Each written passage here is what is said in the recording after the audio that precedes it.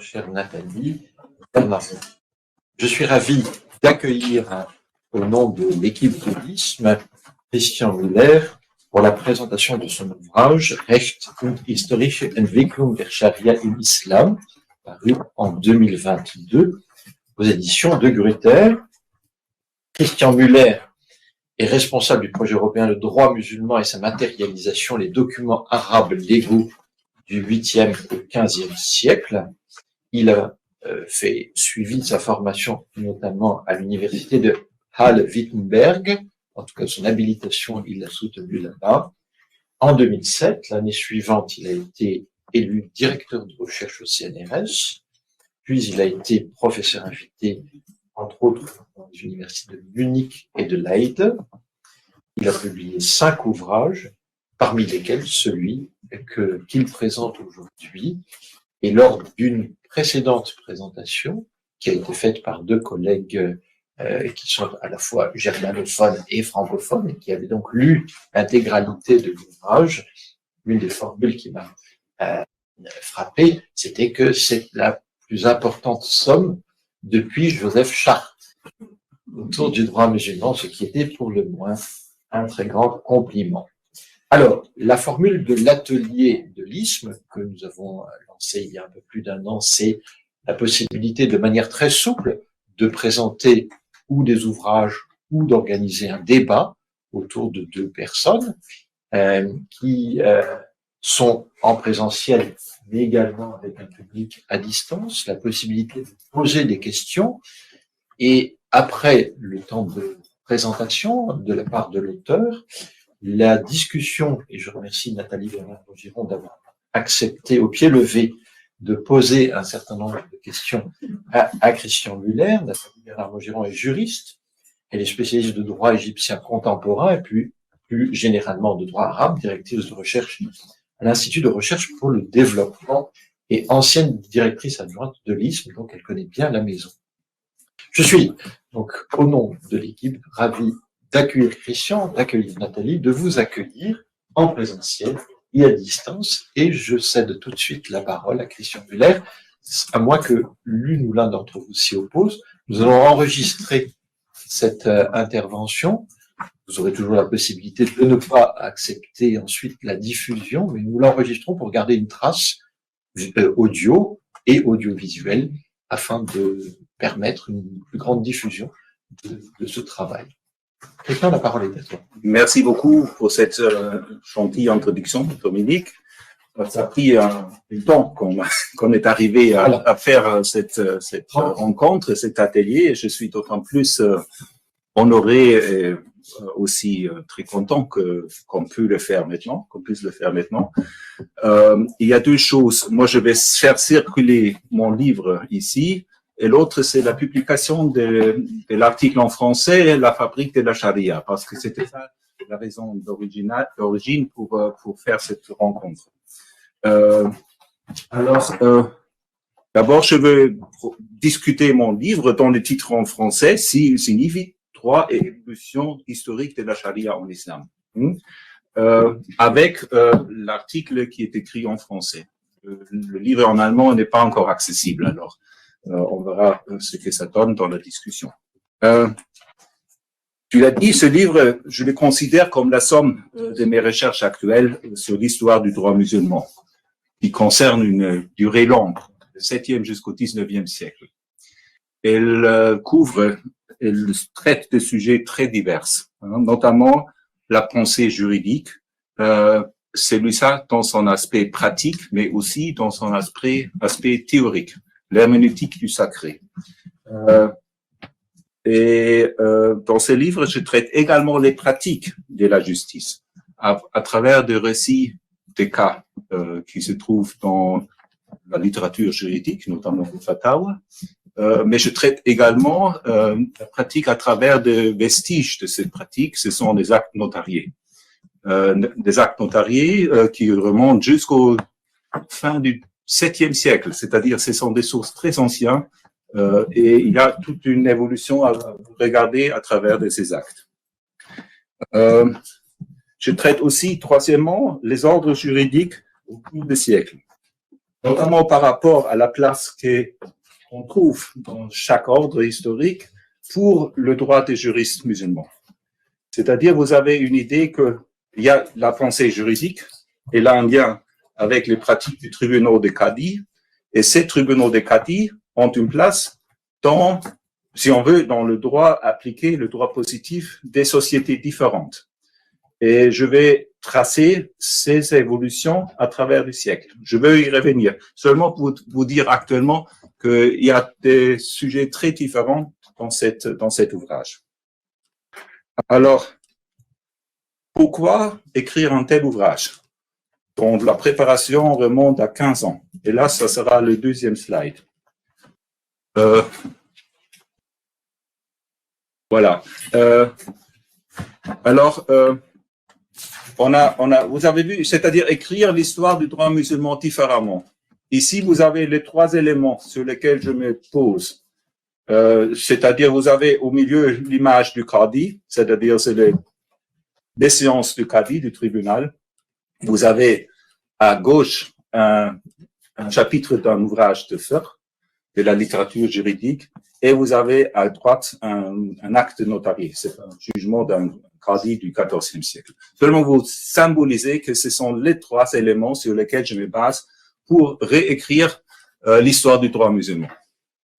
Et parce qu'on a parlé de charte, pour charte, ils ne connaissaient pas les actes notariés.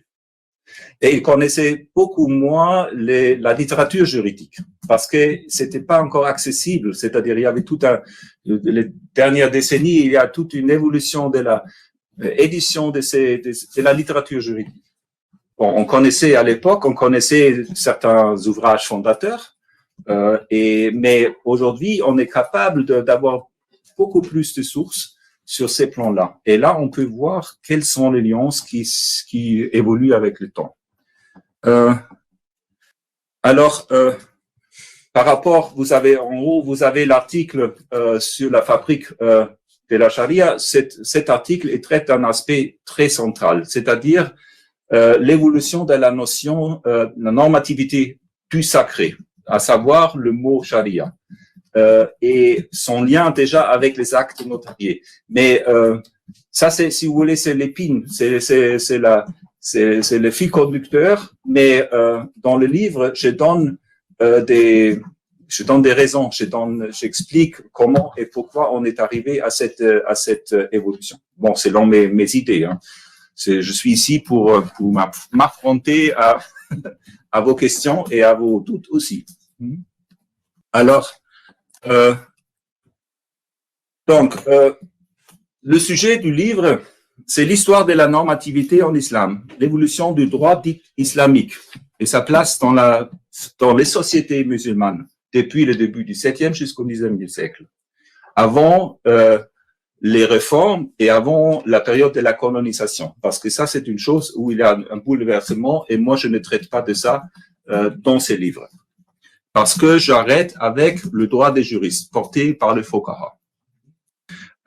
Alors, ce qui paraît être un sujet tout à fait banal, pour l'Europe, ne l'est cependant pas en ce qui concerne l'islam et son histoire, pour deux raisons. D'abord, l'état de la recherche et la pensée religieuse pour laquelle la charia est sacrée. Et par conséquence, dans le sacré, il n'y a pas d'histoire. Voilà. Alors, il y a c'est-à-dire l'état de la recherche. On a toujours cru que la pensée juridique, elle est détachée de la pratique à partir de la période formative. Alors, on n'a pas creusé. Là, je pense à la période de Chartres, hein, ça a évolué, mais on n'a pas pensé que la pensée juridique a un impact avec la pratique du droit positif. Sauf qu'à travers des actes notariés, on voit qu'il y a un lien. Pour vous dire que ce livre-là, c'est une sorte de, prologema, pas une introduction, c'est un travail précurseur qui trace le voie et il y a parfois très peu de littérature secondaire. Alors, je pose un certain nombre de questions pour la première fois. Et j'essaie d'en donner des réponses qui seront, je l'espère, modifiées par la suite. sans changer l'image de l'ensemble. Alors, maintenant, on peut avoir le prochain diapo. C'est-à-dire, je parle de l'évolution. Hein, et comment peut-on savoir qu'il y a une évolution? Parce que jusqu'à présent, on disait, bon, vous avez, je ne sais pas si vous fréquentez la littérature secondaire sur la pensée juridique en islam, vous avez les citations qui vont d'Ibn Abu Hanifa jusqu'au, je ne sais pas, Ibn Nujaym dans une seule phrase. C'est comme s'il n'y avait aucun changement entre-temps. Il y a quand même 800 nombres de différences. Et là, c'est-à-dire, comment savoir qu'il y a une différence? Parce que Ibn Nujaym, au XVIe siècle, il cite Abu Hanifa. Il l'utilise comme un argument. Mais est-ce que ça veut dire qu'il n'y avait pas de changement? Et je dirais qu'il y a des changements. Et là, on a le deuxième slide. Ce sont les actes notariés. J'ai consacré la première partie de quatrième chapitre sur cet aspect-là. Si vous voulez, très brièvement, les plus anciens actes notariés, ce sont des sortes de récits. Là, à l'intérieur, vous avez la notion des témoins. Le nom des témoins sont au sein les actes les plus anciens qui remontent jusqu'au 780 à peu près. Je parle aussi ici seulement de l'ère commun. Je parle pas des légires. Si vous préférez les légires, je change, mais c'est à vous de me dire. Je vais pas dire deux fois le 880, 780. Non, je vais pas dire ça. OK. Alors, vous avez au début de la période abbasside, il y a un changement et les témoins, à partir de ces moments-là, vous avez des témoins toujours à la fin, après la date. Avant cette date, vous avez quelques spécimens où ils sont intégrés. Il y a un changement profond à ces moments-là. Il y a aussi, après, un changement profond que je le référais déjà dans l'article, l'utilisation du mot shara'i dans les actes notariés. Et ça a apparu à la fin du XIIe, au début du XIIIe siècle. Ça devient omniprésent à partir du XIIIe siècle. La validité d'un acte, c'est shara'i. C'est sahihan shara'iyan, si vous voulez. Alors, vous avez, au niveau des actes, des vestiges, de la pratique, vous avez un changement. Après, vous avez aussi un changement dans la littérature juridique. Et ça, c'est beaucoup plus difficile à cerner. Je veux y revenir. Mais vous avez les discussions au sein de ce type de la littérature. Vous avez des notions qui arrivent. C'est-à-dire, notamment, on sait qui concerne le XIIIe siècle, tout à coup, vous avez une discussion sur les conséquences d'un jugement. Mujibat al-hukm, ce qui n'était pas le cas avant. C'est-à-dire, vous avez encore, au sein de ces groupes de fuqaha, vous avez une vraie évolution doctrinale. Avant ça, vous avez l'évolution, c'est-à-dire, vous avez les écoles juridiques qui se forment, qui se professionnalisent à partir du Xe siècle. Ça, ce sont les éléments que je traite à différents niveaux dans ce livre. Je veux revenir là-dessus, mais pour le moment, je veux attirer votre attention à un aspect beaucoup plus intéressant pour la totalité de tout, et c'est quel est le moteur, ça c'est le prochain slide, quel est le moteur de ces changements? On peut imaginer que ce sont les circonstances extérieures.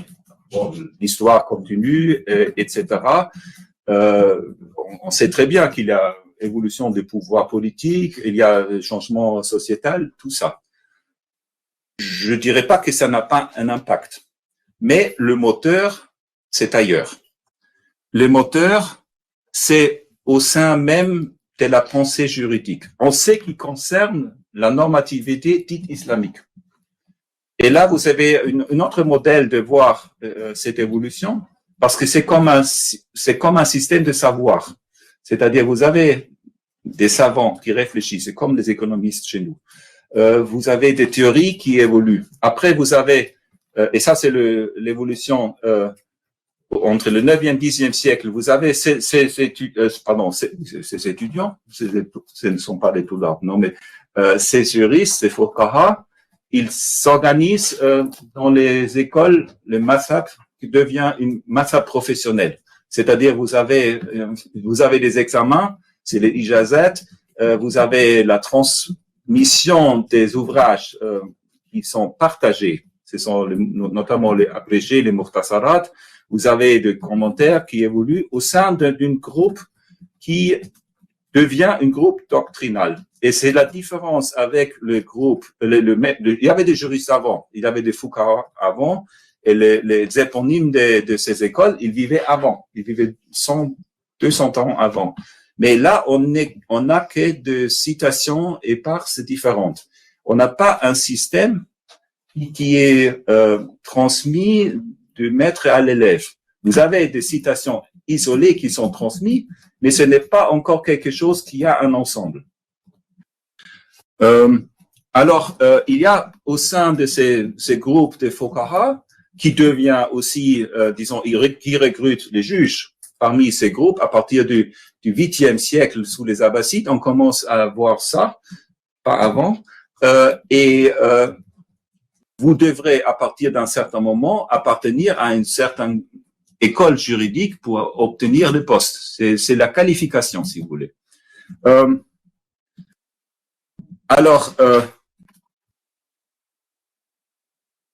Le moteur, ce n'est pas seulement la pensée juridique en soi. Il est lié avec les pratiques exercées par les juges, exercées par les juristes quand ils donnent leur fatawa. Alors, il y a tout un ensemble qui fait que la pensée juridique, elle acquiert plus en plus de poids et devient plus en plus important. Et pour certains domaines, elle est déterminante. La façon comment vous écrivez votre contrat de mariage, comme vous écrivez votre contrat de vente d'une maison ou quoi que ce soit, c'est déterminé par la pensée juridique. Et vous le trouvez d'une part dans les actes notariés, deuxièmement, vous le trouvez aussi dans la discussion juridique. Il y a un aspect très important par rapport à ça, c'est l'argument était toujours dire que la pensée juridique, elle n'est pas appliquée parce qu'il y a que des témoignages oraux. Alors, on a plein des actes notariés. Alors, ça, c'est l'ancienne idée reçue. Mais vous avez, à partir du 10e siècle, vous trouvez la théorie qu'il y a deux phases dans le témoignage. Premièrement, où vous acceptiez de témoigner. Après, vous êtes obligé par le raisonnement juridique de prononcer on performe cette attestation dans un deuxième temps. Et là, vous avez, ça c'est la base pour le notariat. Vous êtes un témoin notaire, vous écrivez, moi j'atteste ceci, cela, et quand un juge fait appel à moi, quand les parties font appel à moi, je suis obligé de confirmer ce que j'avais écrit. Et ce qui compte sur un plan juridique, c'est la deuxième partie, c'est la performance de cet acte. Alors, il n'y a pas ce décalage entre théorie et pratique, malgré les apparences. Et tout là, on touche à un point très important, c'est la connaissance de la pensée juridique, parce qu'il faut que vous êtes là-dedans, vous voyez les arguments des juristes dans les détails pour comprendre est-ce que ça correspond à la loi, au droit ou pas. Si vous avez une idée un peu superficielle, vous passez à côté. Parce que les règles de base, ils ne changent pas. Mais les règles dans les détails peuvent être nuancées et peuvent évoluer. Bon, je suis je suis par mon plan, mais je crois que c'est pas tellement important. Pour expliquer tout ça, il faut, évolution de la pensée, il faut un autre? On est dans la, voilà. C'est ça ce que je venais de dire. Il y a un lien entre les deux. Le moteur n'est pas seulement la pensée théorique, mais c'est la théorie, ce sont les juristes qui sont théoriciens et pratiquants. et praticiens, pardon. Maintenant, la question, voilà, comment expliquer tout ça? Parce qu'on a beau dire, bon, il y a la théorie et la pratique, ils sont en lien. Il faut une conception, comment les deux vont ensemble. Si je parle du droit, si je parle du droit musulman ou si je parle du droit des juristes. Et là, vous êtes, il faut une vision systémique du droit. C'est-à-dire que le droit n'est pas seulement les règles, ne sont pas seulement les règles, mais ce sont les institutions. C'est qui utilise les règles, qui se réfère à ces règles, à la pensée juridique, dans quelle façon, comment ça se présente au niveau des tribunaux d'un cadi, des décisions, etc. Et tout ça, bon, là, c'est important dans le sens que ce système systémique permet de distinguer un système de règles de droit avec certain nombre d'institutions d'un système de règles dans une religion. Le problème, c'est que, en ce qui concerne la normativité islamique, les règles sont parfois identiques, mais ils sont utilisés dans des contextes différents, par des acteurs différents. Et tout ça, ça se trouve justement dans la littérature juridique. Hein. Vous avez, bon, pour aller très rapidement, vous avez les usul al-fiqh et vous avez les usul ad-din. Et les usul ad-din, ça c'est clairement, ce sont, si on veut, les théologiens. Là, c'est la foi, mais pas seulement. Hein, vous avez aussi une branche de usul al-fiqh, notamment au XIe siècle, où les théologiens, les mutakalimoun, se distinguent nettement des fuqaha. Tout ça remonte, dans la distinction se fait sur la certitude de l'épreuve. Et là, vous êtes peut-être étonné, mais pour les théologiens, si on veut traduire les mutakalimoun, ce qui compte, ce sont les preuves certaines. C'est les burhan. Et pour les juristes, bon, c'est ce qu'ils disent les théologiens, ils disent, votre preuve, c'est moi sûr, c'est damné, c'est-à-dire ça peut être équivoque. Mais les juristes avaient un intérêt être dans le même système que les mutakalimoun, que les théologiens, pour cette évolution vers la charia. Parce que la charia, à l'origine, elle est donnée par Dieu. Et ensuite, on inclut les pratiques et les normes établies par le prophète. Je vais très rapidement. Et à ce moment-là, tout ça obtient un statut du sacré.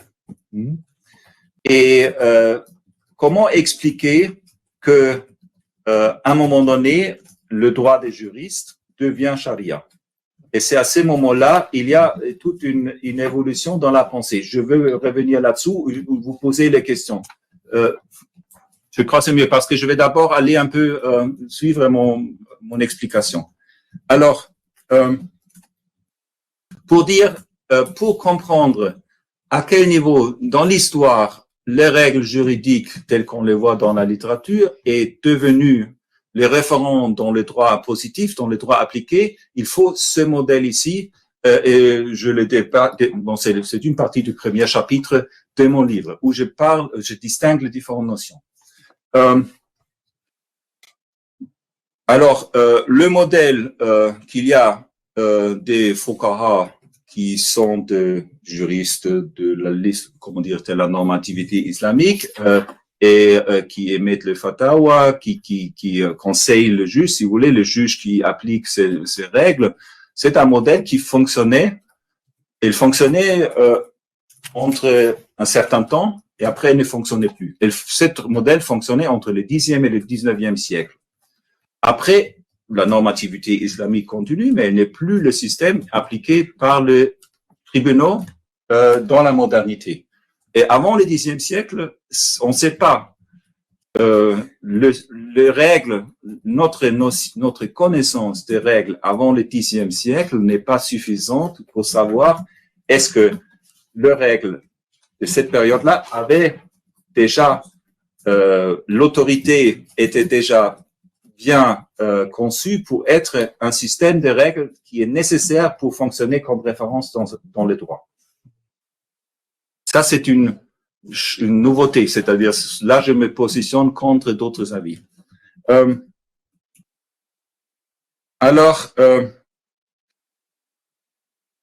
Mon hypothèse, parce que en effet, on a pour ce qui concerne le 8e, 9e siècle, on a plein de citations, on a plein d'acquats, c'est-à-dire des énoncés de ce qui les enseignements des éminents juristes, mais ils ne font pas, si on regarde de près, ils ne refont pas une théorie cohérente de la preuve judiciaire ou du jugement, du hukm.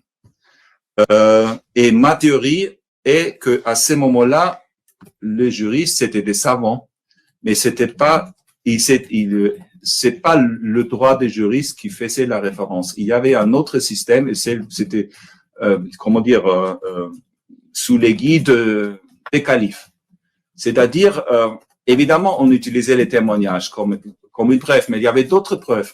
Et si on regarde de près, on voit dans les récits qu'il y a toute une autre approche qui, plus tard, n'existait plus. Alors, il y a une sorte de substitution progressive où la pensée juridique devient de plus en plus importante pour déterminer comment les qadis devraient faire un procès et à quoi se tenir pour l'épreuve.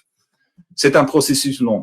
Et on a, disons, moi je dis d'abord ici qu'il existait. Et ça va à l'encontre de l'idée reçue en disant que la pensée juridique, au départ, elle était vivante, elle était le droit pratiqué, et après, elle est sclérosée. Ça a des implications aussi concernant le statut du hadith en tant que référent normatif, mais ça, on va revenir plus tard.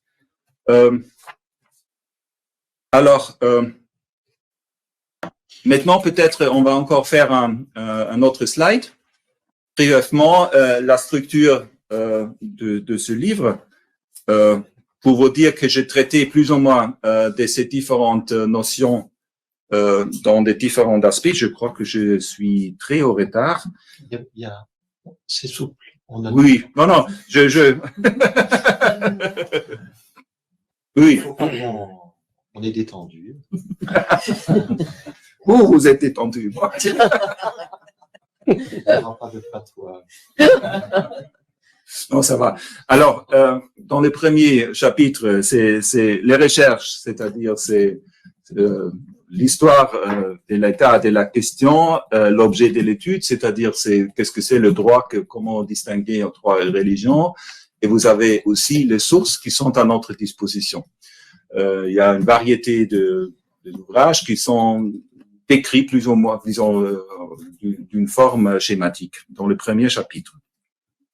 Le deuxième chapitre, c'est le chapitre sur l'histoire, c'est le droit positif et la pensée juridique à travers des sociétés différentes. Et là, on commence, ce chapitre-là commence avec brièvement la période prophétique, après le droit sous les califes, l'évolution des écoles juridiques qui se substituent plus ou moins plus tard.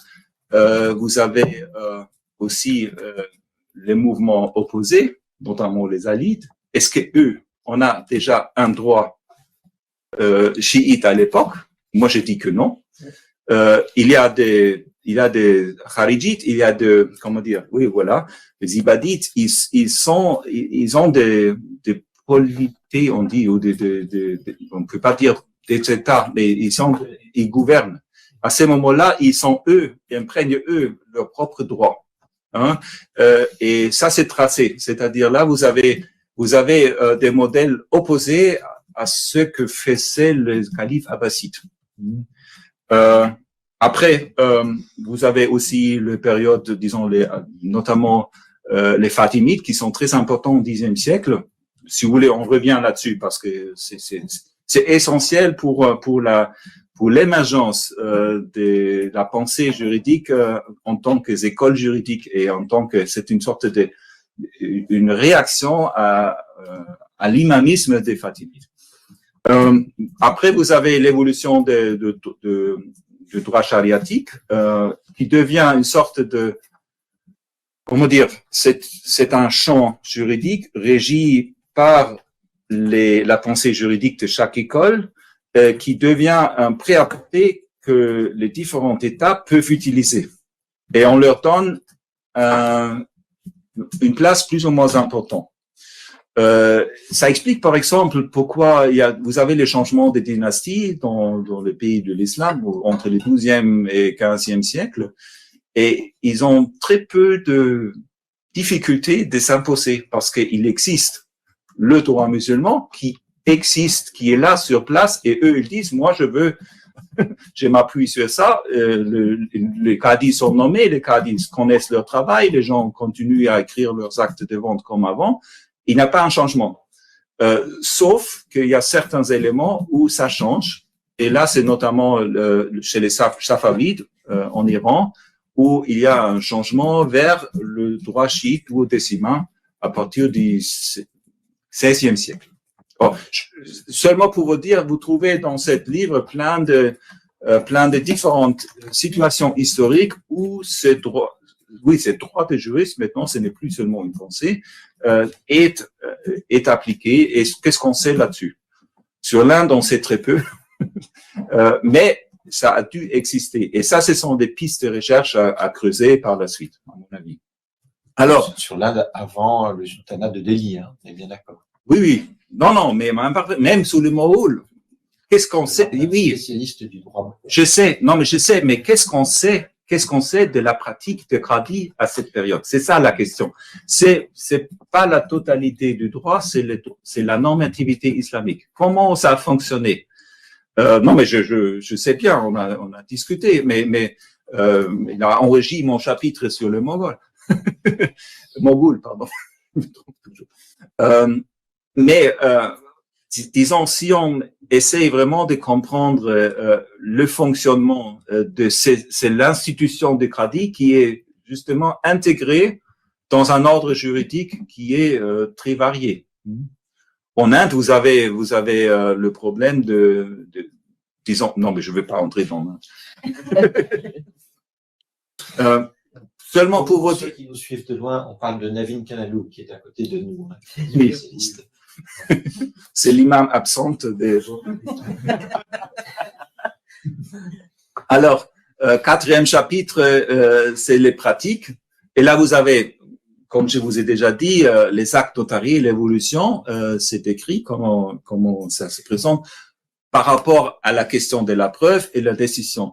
Vous avez aussi les pratiques dans la pensée, comment les juristes définissent justement preuve et décision juridique, et comment évolue cette question de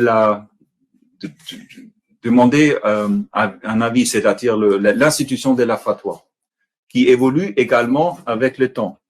Et ça, c'est quelque chose qui va à l'encontre de ce que vous trouvez dans la littérature secondaire, parce que là, vous trouvez que la fatwa existe dès le début. En effet, vous avez le mot fatwa, il est coranique, etc. Mais est-ce que ça veut dire la même chose que plus tard? Et là, j'essaye de dire que non, et expliquer comment et pourquoi.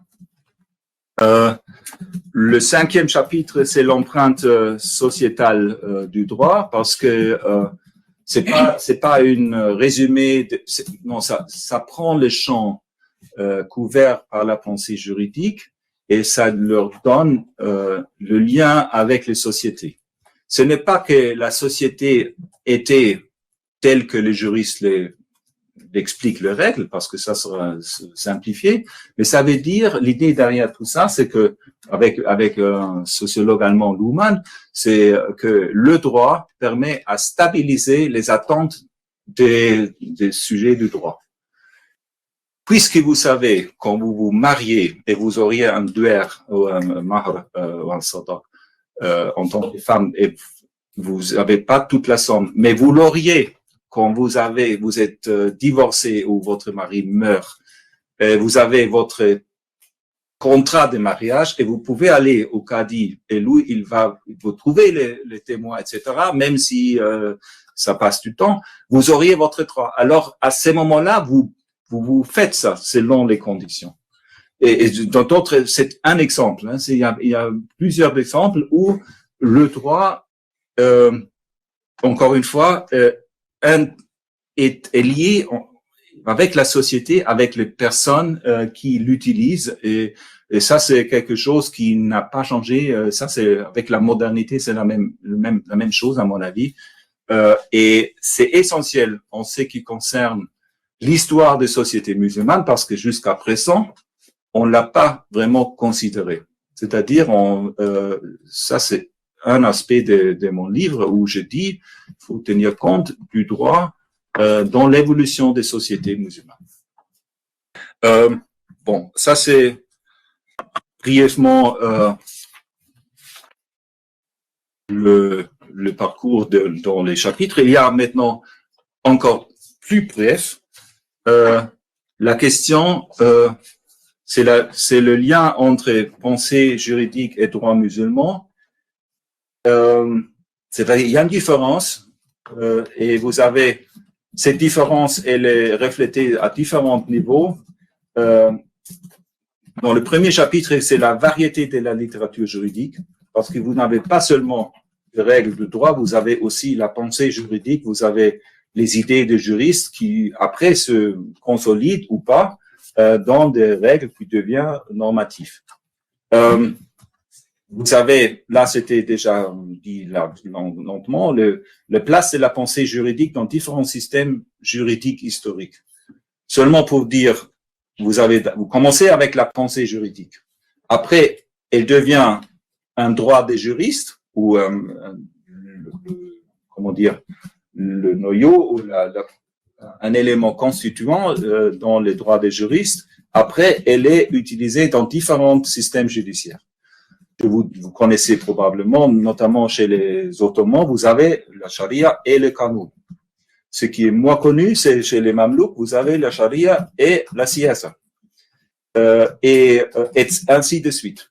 Il y a une façon de regarder ça, il faut une vision qui se place au-delà de la pensée juridique. C'est-à-dire, la pensée juridique, ce n'est pas le droit musulman. On peut dire c'est un droit islamique, ce sont des règles de droit islamique, mais ce n'est pas équivalent avec le système de droit dans des sociétés musulmanes différentes. Dans le troisième chapitre, vous avez le dynamisme interne de la pensée juridique. C'est là où je développe l'idée comment ça se fait qu'il y a certainement des éléments venant de l'extérieur, mais ils sont reformulés au sein des écoles juridiques pour devenir une règle de islamique.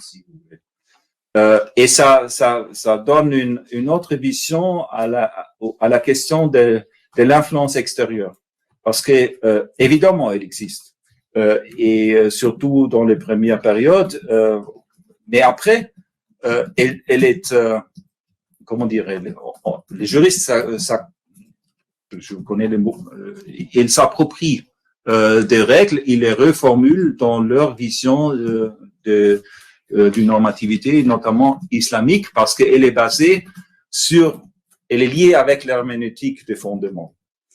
Je reviendrai peut-être si vous posez la question, mais ce qu'on sait aujourd'hui, on dit toujours la pensée juridique, elle est basée sur le Coran, la Sunna, les Qiyas et l'Ijma.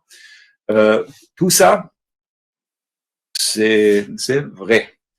Mais c'est un processus qui est très, très compliqué et qui n'est pas comment on l'utilise aujourd'hui.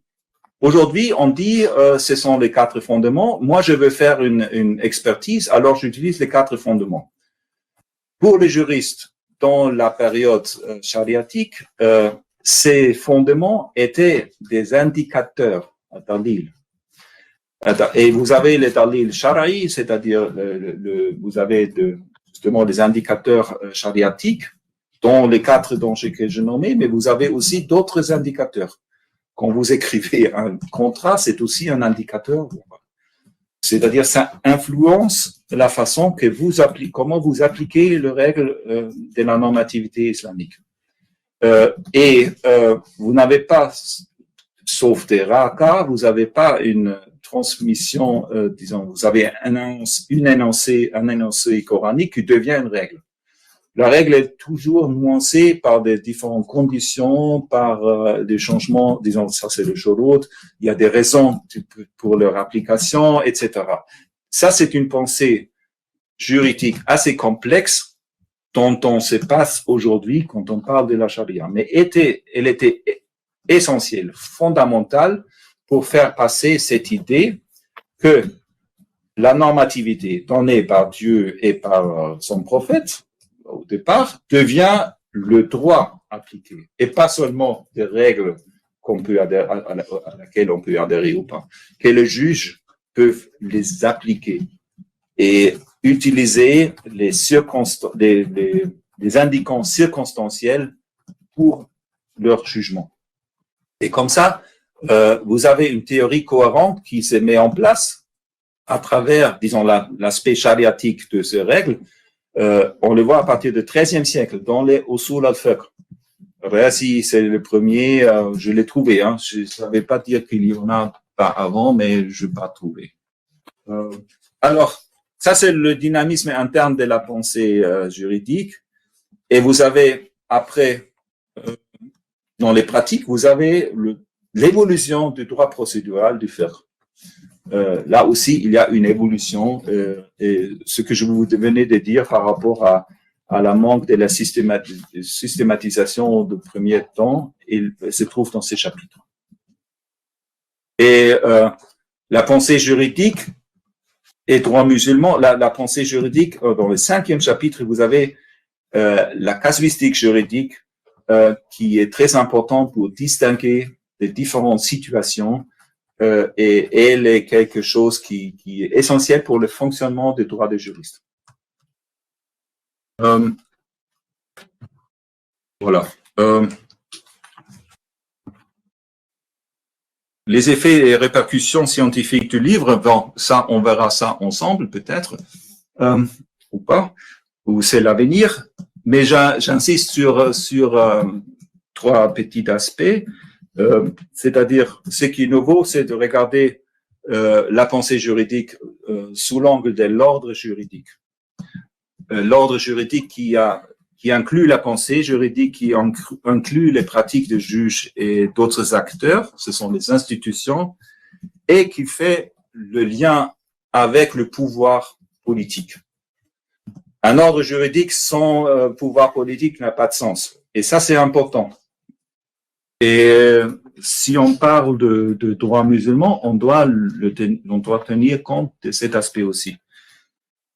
Alors, deuxième élément qui sera peut-être nouveau, c'est l'aspect praxéologique. C'est-à-dire, il y a une référence au sein des droits des juristes à la normativité islamique, à la pensée, mais il n'y a pas une distinction entre théorie et pratique en droit musulman. Et pas plus que dans les systèmes juridiques aujourd'hui. Peut-être, Nathalie, tu vas me contredire, mais on voit. Disons, moi, je vois, on peut utiliser les mêmes outils d'analyse pour ces situations historiques qu'on peut le faire aujourd'hui. Le résultat peut-être pas le même, mais il faut réfléchir dans ces termes-là. Et après, un autre troisième aspect, c'est l'aspect chronologique. C'est-à-dire, si vous revenez dans votre tête à l'image avec les 3 petites images, c'est-à-dire, vous avez les 3 éléments qui, pour chaque période, changent ou peut changer. La relation entre les 3, c'est ce que j'appelle un aspect chronodimensionnel. C'est-à-dire, il faut lire aussi les textes juridiques, la pensée juridique, dans leur temps. Et les citations, c'est dans le temps qu'on les cite. C'est pas la référence à la situation actuelle. L'exemple, c'est toujours Ibn Nujaym qui cite Abu Hanifa concernant le hukm. pour Hanifa, le hukm n'était pas le jugement d'un cadi, tout simplement. Mais dans la tradition juridique de l'école hanafite, c'est devenu une référence. Alors on les cite. C'est comme on fait nous aussi. Hein. Les juristes ne sont pas des historiens. Voilà. Alors ça, ce sont les trois éléments qui sont des nouveaux. Si on a encore un dernier slide, je crois, c'est la normativité sacrée. Il y a une nouvelle chronologie. Je passe rapidement. Hein. C'est la phase califale du droit musulman dans le 1er siècle. Vous avez l'affranchissement de la pensée juridique qui va de pair avec l'évolution de l'herméneutique de sources de droit, 10e siècle. Après, vous avez notamment l'idée que l'herméneutique du sacré elle est partagée entre les mutakalimoun et les juristes. J'en ai parlé hein, brièvement, vous trouvez ça. Après, le droit chariatique de Fuqaha, qui utilise les mêmes bases que les mutakalimoun, et vous avez à partir du XIIIe siècle, vous avez la confluence des deux types d'ouvrages de Usul al-Fiqh. Après, c'est intégré dans une vision autre qu'avant. Là, il faut dire seulement qu'à ce moment-là, la question d'expertise juridique obtient un autre statut et ne touche plus au système de règles casuistiques de fond. Et la dernière chose, c'est que cet élément-là, c'est-à-dire cette idée de la charia des juristes qui est très complexe, elle prend sa fin au 19e siècle. C'est là où on veut changer des choses. Et on n'arrive pas à changer des choses. Vous pouvez pas reformer un système où chaque règle est déterminée ou est justifiée et légitimée par des indicateurs.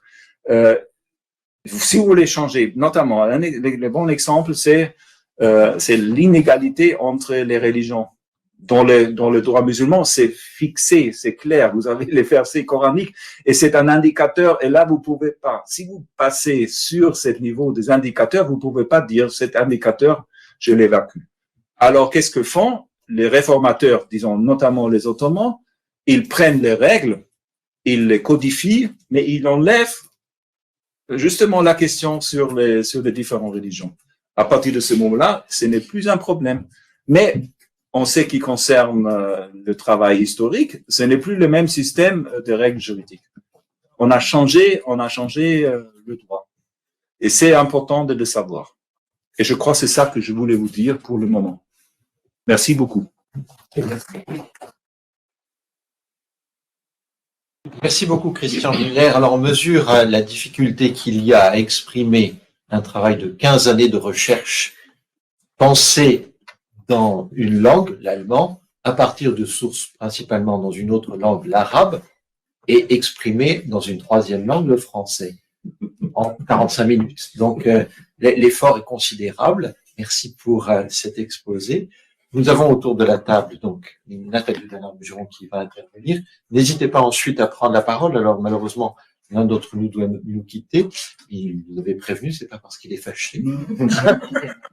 Et nous avons également la possibilité, vous avez la possibilité d'intervenir à distance. Donc, peut-être, Nathalie, si tu veux bien. Oui, je vais dire quelques mots pour lancer la discussion, parce qu'on a déjà eu l'occasion, Christian et moi, de parler de son livre. Il a rédigé un article pour l'ouvrage d'hommage à Jean-Philippe Bras, où on a aussi discuté de ces questions en dialogue historien-juriste. J'ai assisté à ta présentation au Collège de France en décembre aussi de ton livre, et puis on a co-animé un séminaire de lisme, c'était 2012-2013, il y a 10 ans, quoi. On avait un séminaire de lisme où lui, il avait la partie jusqu'aux codifications, et puis Jean-Philippe Bras et moi, on avait les séances d'après. Donc voilà, on a déjà beaucoup échangé. Puis on a commencé ensemble aussi à rédiger.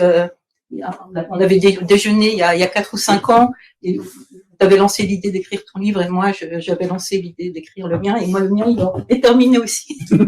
Ah oui, il faut le voir là. Voilà, un peu après le tien, mais il est plus long aussi, hein, donc voilà, ça m'a pris un petit peu plus de temps, mais c'est en français. Donc voilà, tout ça pour dire que voilà, je suis ravie d'être là aujourd'hui. Et tu as souligné, et puis tu l'as déjà dit à d'autres occasions, qu'il y a différentes façons de comprendre la charia, différentes significations de la charia. Là, je renvoie aussi aux ouvrages de Baudouin-Dupré sur la charia.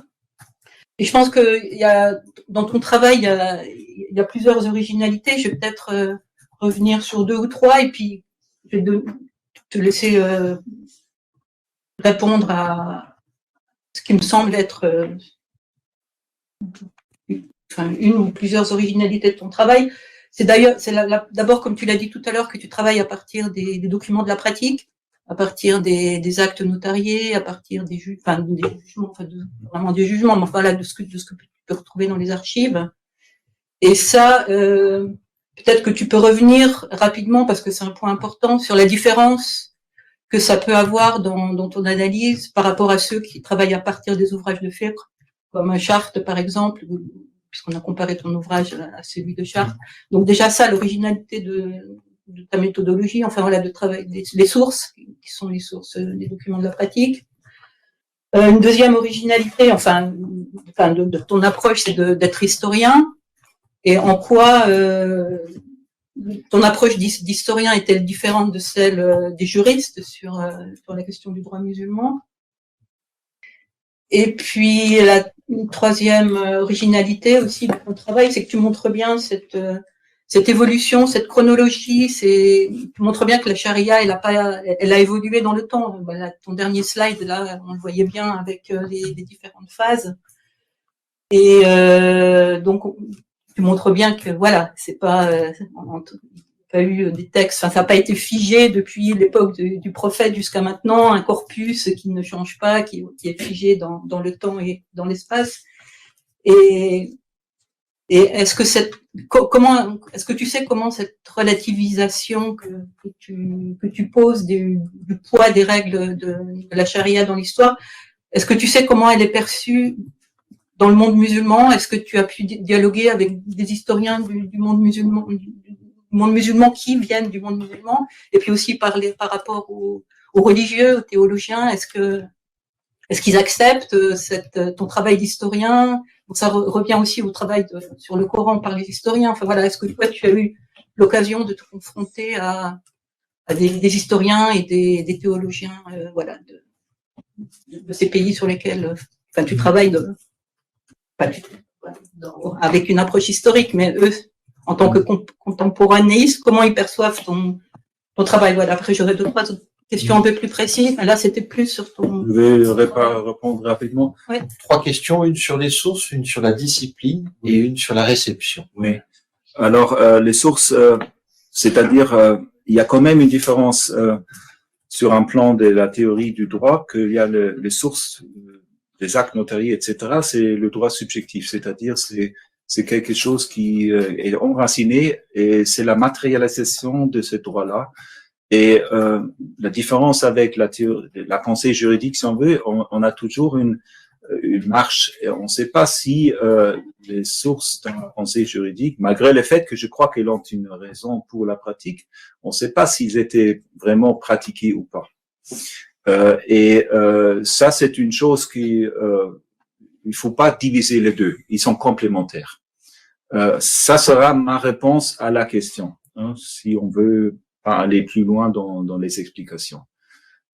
C'est important de tenir compte de ça.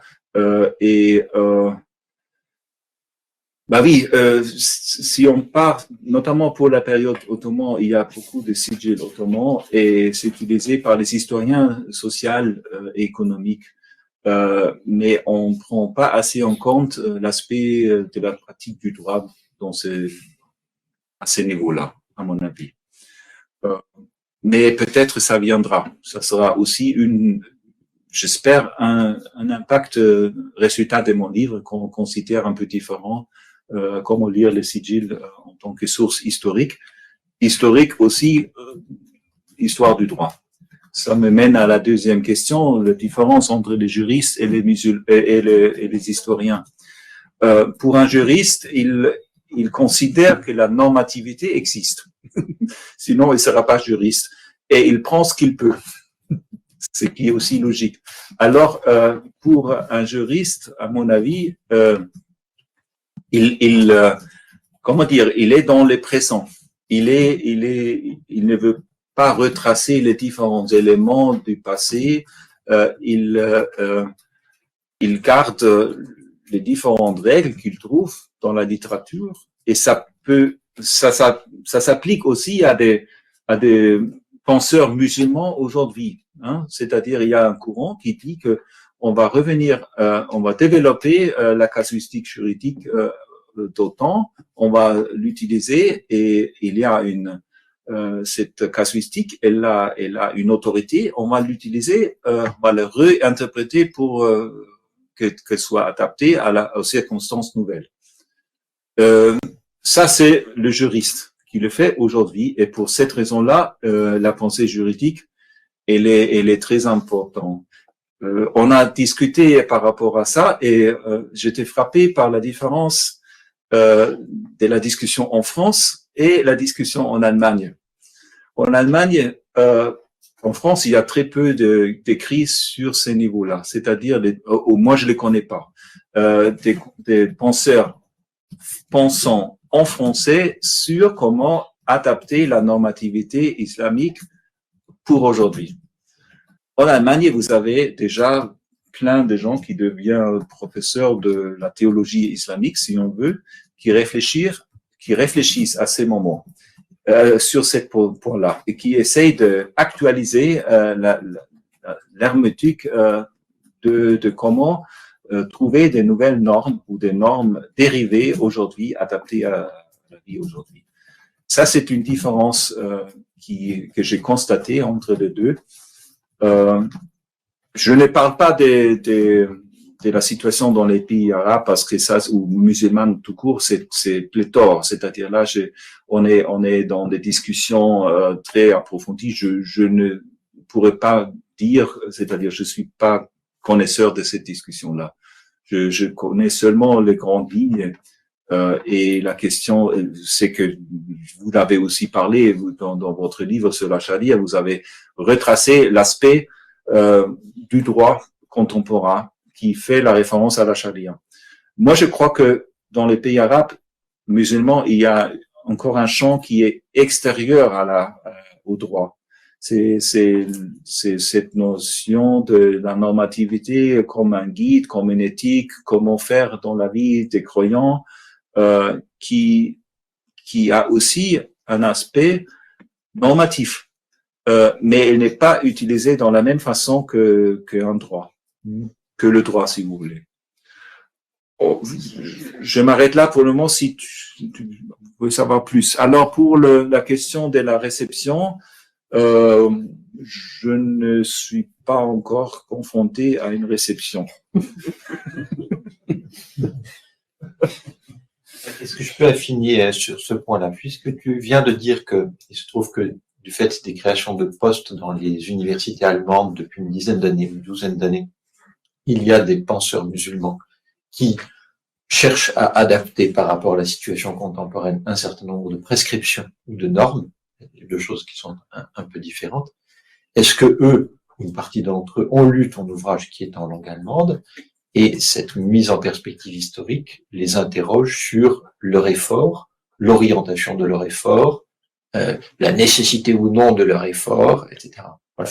Alors, là, c'est plus du tout dans les États du monde arabe ou les sociétés du monde arabe majoritairement musulmans, l'Iran ou le monde pakistanais, Bangladesh, etc. C'est vraiment justement le cas allemand qui précisément est une particularité du fait de cette structure académique. Alors, moi, disons, mon livre est sorti en Allemagne l'année dernière, et j'écris un article, je fais une version allemande de l'article que je fais en français. C'est là où je me rends compte de la différence, et je venais de le soumettre dans un journal qui est en outre, disons, c'est un journal du droit musulman.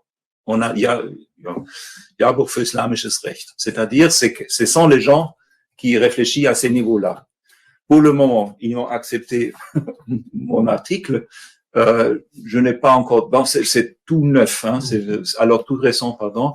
Alors d'abord, j'aime attendre qu'ils vont me publier. Après, je ne sais pas s'ils vont me critiquer. Ils vont probablement pas me corriger parce que ça, c'est un débat académique. Après, on verra qu'est-ce que ça donne. D'accord. Voilà. Ok. Et ta chronologie s'est arrêtée au codification, enfin au 19e siècle. Est-ce que c'est parce que tu considères qu'après on n'est plus dans, enfin, tu l'as un petit peu évoqué, mais voilà, je voulais revenir là-dessus pour terminer. Enfin, en tout cas de mon côté, est-ce que tu considères que maintenant on est en dehors de ces phases d'évolution de la charia, ou est-ce qu'on pourrait quand même considérer qu'on est dans une nouvelle phase, une nouvelle strate d'évolution de la charia? Parce que si on est en dehors, est-ce que ça risque pas de remettre en question la légitimité de tous ces régimes politiques, juridiques, enfin légaux actuels de tous ces pays, si on, enfin voilà, on considère que le fait de codifier la charia et ou certains préceptes les fait sortir de la charia. Non, je crois qu'en effet que c'est pas terminé. Le fait qu'on discute de ce mot d'ailleurs montre que elle est important, le mot est important, la notion est importante. Moi, je crois qu'on est dans une autre phase et qui remplace le droit des juristes chariatiques, si on veut, qui a dominé pendant presque au moins 500-600 ans. On est dans une nouvelle phase. On peut dire que c'est une réception de cette droit des juristes.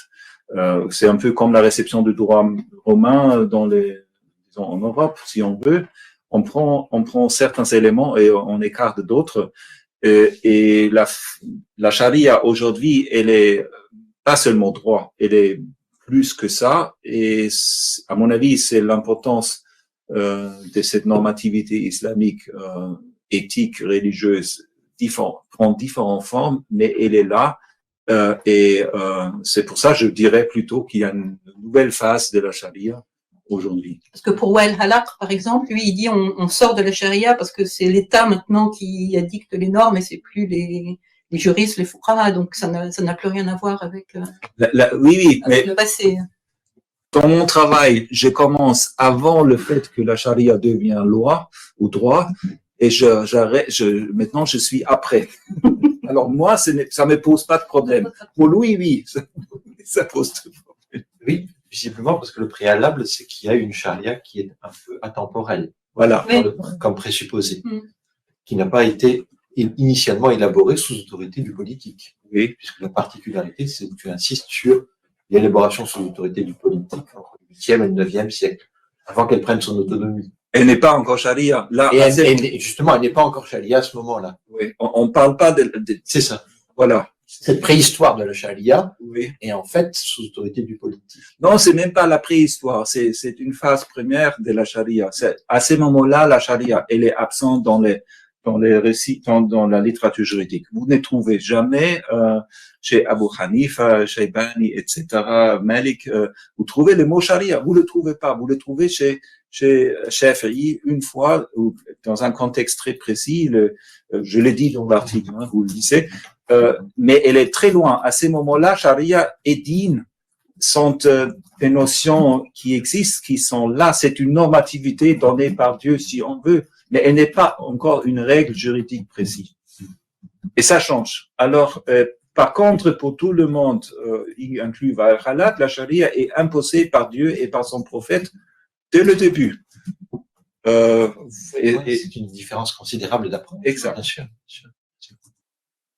Mais pour arriver à ça, c'est-à-dire ce que je faisais, c'est-à-dire j'ai utilisé les ouvrages numérisés qui existent À l'époque, c'était le CD-ROM de Touras. Et j'ai cherché le mot charia. Et là, vous avez les ouvrages de fiqh de premier temps. Et c'est là, je me rends compte, ça n'existait pas. Si vous voulez faire ce travail sans cet outil numérique, c'est pas possible. Bon, là, vous passez des années de lire des textes et après, vous ne pouvez pas être sûr, est-ce que je n'ai pas raté quelque chose? Alors, c'est une façon de faire la recherche qui a permis cette résultat-là. Et j'insiste, c'est notre séminaire qui m'a mis la puce à l'oreille parce que tout le monde, j'ai fait mes recherches sur les actes notariés, sur la pensée juridique, mais Charia, c'était, bon, je l'ai vu, hein, mais après, que ça devient important aujourd'hui, et ça, c'est rejoint à la question de la phase de la Charia aujourd'hui. Oui, elle est importante, cette notion. Non, c'est intéressant de savoir que ce mot pour toi n'avait pas d'importance en tant qu'historien dans tes sources. C'était pas un terme que tu rencontrais. Tu peux peut-être développer un petit peu tes sources. Enfin, ces actes notariés, en parler peut-être un peu sur quels sont ces vestiges qui ont été retrouvés et à partir desquels tu travailles, ta base de données aussi, c'est peut-être l'occasion d'en parler. Oui, c'est-à-dire cette base de données, bon, malheureusement, j'ai pas un slide avec ça. Elle a regroupé les actes notariés qui ont été édités. En partie, moi j'ai travaillé sur le document du Haram de Sharif au XIVe siècle. C'est là où j'ai développé cette base pour comparer les différents éléments, aussi pour déchiffrer mieux, parce que ces actes-là, ils sont des documents sériels. Ce n'est pas une invention de chaque notaire, il suit le formulaire. Alors, une fois vous connaissez la formule, vous pouvez bien déchiffrer les documents qui sont écrits dans un, disons, très cursif, sans ponctuation. En fait, il faut connaître, c'est pour les initiés, c'est-à-dire le témoin qui a signé en tant que témoin, il connaît le contenu et il sait le lire. Mais c'est la différence entre la littérature, parce que la littérature juridique, là, vous avez les points, vous pouvez les lire. Si vous avez une connaissance de l'arabe, vous pouvez lire sans problème. C'est fait pour. Les actes notariés, non. Et là, avec ce projet européen, on a rassemblé pendant 5 ans les différents actes qui étaient accessibles. Et là, on a pu les comparer, les différents éléments. La position de la shahada, par exemple, des phrases qui sont techniques pour le fiqh, comme ça, et notamment l'émergence du mot shara'i, qui est l'adjectif pour sharia ou shar, à partir du XIIIe siècle. C'est dans la comparaison chronologique encore où on peut voir cette évolution. Cette vision d'ensemble dans les détails qui permet d'identifier les changements. Voilà. C'est une réponse? Pour moi, ça va parce que je connais ton travail, mais c'est pour les autres. Je sais pas s'ils peuvent concevoir à quoi ça ressemble les documents à partir desquels tu travailles. Enfin, je sais pas. Où tout le monde a une idée et dans ce cas-là, c'est pas la peine de. Ils datent de quelle période? Il commence avec au début du 8e siècle. Il y en a déjà sous les Omeyyades. Très peu, mais il y en a. Ça va jusqu'à la modernité. Après, il y a des changements. Nous, on est arrêté avec la période ottomane, 16e siècle, en principe. Et ils sont datés. C'est-à-dire, leur trait commun, c'est qu'ils commencent avec la basmala ou une hamdallah. Ils sont écrits en arabe. Ils ont une date écrite aussi en pleine, disons, avec les lettres. Et vous avez les témoignages. Et ça, c'est un trait commun. Et vous avez ces actes-là, on a quelques-uns qui viennent de Yarkand, c'est-à-dire c'est l'Asie centrale, la Chine aujourd'hui, les Ouïghours, au XIIe siècle. Vous avez des constats faits auprès d'un cadi à ce moment-là, dans cette période-là. Vous avez des actes à l'Andalous, l'Espagne et musulmans aussi, très tôt, mais la plupart, c'est avant ou après la conquête. Vous avez plein de documents du papyrus, parce que c'est en Égypte, Ça, ce sont les poubelles qui ont été conservées et vous avez des fragments, vous avez des petites pièces. Ça, c'est la grande documentation pour le 1er siècle, en 8e, 9e siècle. Après, ça continue, évidemment. Il y avait après la conservation, mais ce qui est intéressant pour ces sources, c'est que il y a différentes faces, disons, la raison pour leur conservation, c'est très différent.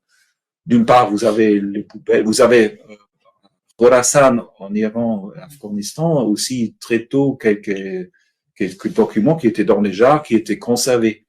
Et il y a des fouilles archéologiques. Après, vous les trouvez dispersés dans les musées, dans les collections dans le monde entier. C'était un travail considérable de les rassembler, d'avoir cette base de données qui permet justement cette comparaison. Voilà. Alors, est-ce que pour prolonger la question de Nathalie et ce que tu viens de dire, la chronologie que tu proposes, elle peut être aménagée en fonction justement des régions sous autorité musulmane, dans la mesure où il n'y a pas d'empire centralisé, les communications sont lentes, donc la transmission des données est lente. Donc, comment vous avez géré, votre travail collectif a permis de gérer ces disparités géographiques à l'échelle de la chronologie que tu as présentée. Est-ce qu'on voit qu'il y a des centres et des périphéries? Est-ce que comment vous envisagez la géographie dans cette chronologie? Est-ce que ça évolue partout en même temps ou est-ce qu'il y a des différences On n'est pas encore là. Alors le problème, par exemple, pour les premières périodes, il n'y a pas d'archives centrales. C'est-à-dire, disons, ils étaient détruits. C'est-à-dire les actes du 8e, 9e siècle, ils viennent des particuliers. Ils étaient conservés par eux. Et Khorasan et l'Égypte. Là où on voit, par rapport à ce que je vous ai dit pour le premier document, c'est que la structure, elle est très simple, mais elle est identique dans des coins différents. Et c'est pour cette raison-là, je dirais qu'il y a très commun, il y avait une tradition juridique commune concernant la façon de la shahada, etc. Non, on n'est pas là. Ça sera la prochaine étape. Il faut augmenter le corpus autant possible. Il est possible pour les périodes mamelouks et pour les périodes ottomans. Là, vous avez, par exemple, en ce qui concerne les Ottomans, vous avez les registres, les sigils, et vous avez certains actes conservés par les particuliers. Et là, vous voyez la différence dans la rédaction concernant les authentications, etc. Là, vous pouvez faire un travail sur ces points-là. Mais en fait, je lance la première pierre par rapport à cette comparaison des actes notariés.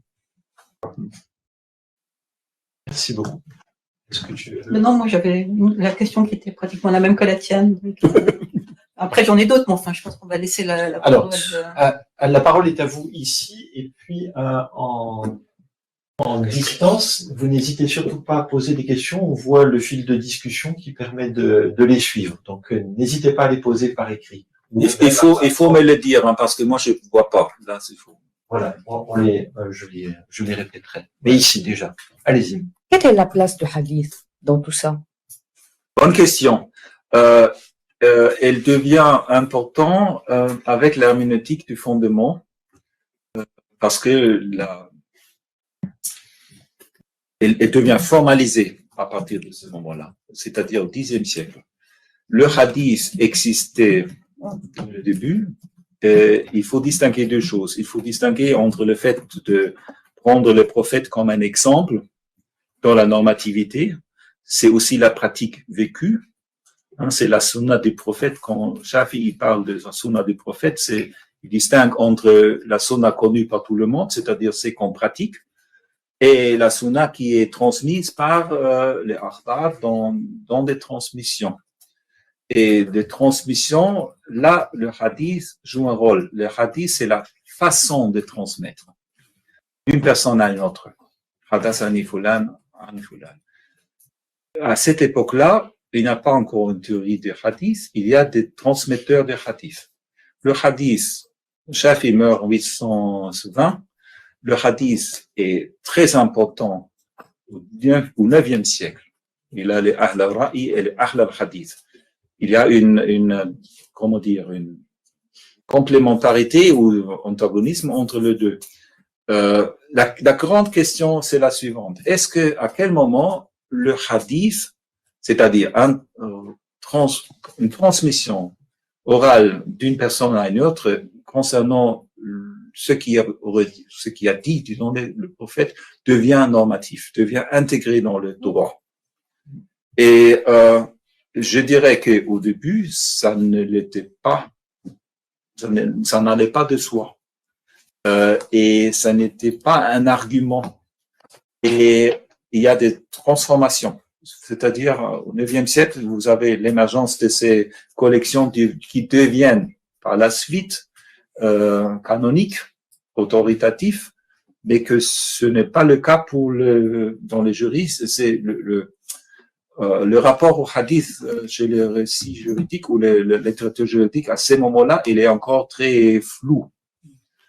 Ce n'est pas parce qu'il y a un hadith qu'on change tout sa pensée juridique. Le hadith, il est là. Après, on l'utilise, on ne l'utilise pas.